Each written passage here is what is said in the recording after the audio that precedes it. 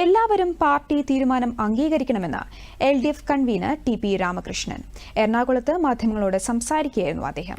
EP Jayarajan പദവി ഒഴിഞ്ഞത് party തീരുമാനത്തിന്റെ ഭാഗമായാണ്.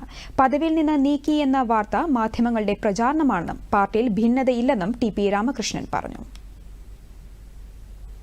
ഏതെങ്കിലും തരത്തിലുള്ള ഒരു ഭിന്നത ഈ പ്രശ്നത്തിൽ പാർട്ടിയിൽ നിലനിൽക്കുന്നില്ല. കഴിഞ്ഞ ദിവസം ഇന്നലെ പാർട്ടിയുടെ സംസ്ഥാന കമ്മിറ്റി യോഗമാണ്. ഇന്നലെ 31-ാം തീയതി 30-ാം തീയതി പാർട്ടിയുടെ സെക്രട്ടേറിയറ്റ് യോഗം ചേർന്നിരുന്നു. ആ സെക്രട്ടേറിയറ്റ് യോഗത്തിൽ ഉച്ചവരെ ഞാൻ പങ്കെടുത്തിട്ടുണ്ട്. സഖാവ് EP ജയരാജനും ആ യോഗത്തിൽ പങ്കെടുത്തിട്ടുണ്ട്.